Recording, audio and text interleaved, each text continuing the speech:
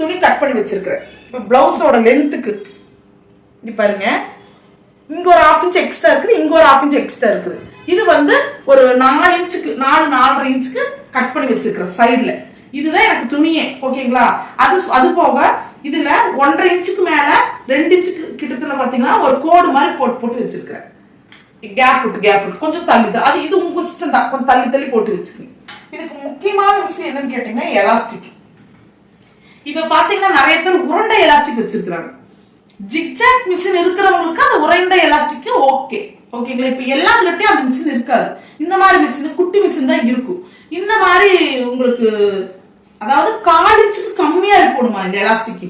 1/4 இன்ச்சுக்கு கம்மி, 1/2 இன்ச்சு 1/4 இன்ச்சுக்கு கம்மி, 1/2 இன்ச்சு யூஸ் பண்ணக்கூடாது. 1/4 இன்ச்சுக்கு கம்மியா இருக்கும் இந்த எலாஸ்டிக்.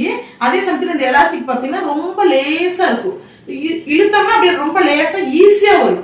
டைட்டா இருக்கக்கூடாது. ரொம்ப எலாஸ்டிக்ங்கிறது 2-3 விதத்துல இருக்குது. உருண்டை எலாஸ்டிக் இருக்குது, அது கொஞ்சம் லேசா இருக்கும். பட்டை எலாஸ்டிக் 1/2 இன்ச்சுக்கு மேல இருக்கிறதுலாம் நல்லா கெட்டியா இருக்கும். அந்த மாதிரி எலாஸ்டிக் இது வைக்கக்கூடாது. இது பாத்தீங்கன்னா நல்லா பிளெக்சிபிளா ரொம்ப ஈஸியா சும்மா நாடா மாதிரி தான் இருக்கு. இதுல 2 கலர் இருக்குது.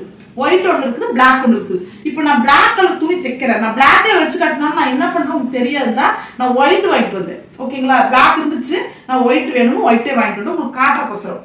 ஓகேங்களா? இப்போ நம்ம என்ன பண்ணிடலாம், பிளவுஸை வந்து பிரிச்சுட்டோம். பிரிச்சு தனித்தனி எடுத்து வச்சுட்டோம்.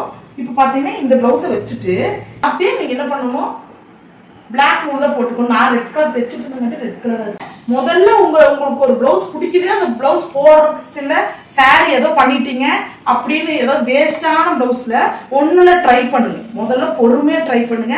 ஏன்னு கேட்டீங்கன்னா இது எடுத்தெடுப்புல எல்லாத்துக்குமே சக்சஸ் ஆயிடாது. ஒன்னு ட்ரை பண்ணிட்டு அது உங்களுக்கு ஓகேவா இருக்குது, எனக்கு கம்ஃபர்டபுள். ஏன்னா ஒரு சில லேடிஸ் வந்து ஒரு சகிப்புத்தன்மையோடு இருக்கிற லேடிஸ்க்கு இது பிரச்சனை கிடையாது.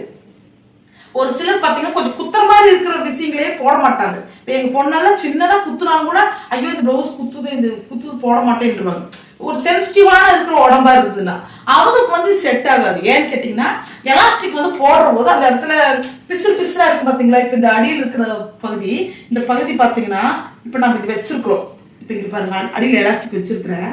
இது பாத்தீங்கன்னா இந்த உடம்புல குத்துற போது கொஞ்சம் குத்துற மாதிரி எல்லாம் ஃபீல் வந்து வர்றவங்க இதை ட்ரை பண்ண வேண்டாம். ஏன்னு கேட்டீங்கன்னா எல்லாத்துக்கும் செட் ஆகுன்னு சொல்ல முடியாது. ஒரு சிலர் விரும்புறாங்க. அதே சமயத்துல பாத்தீங்கன்னா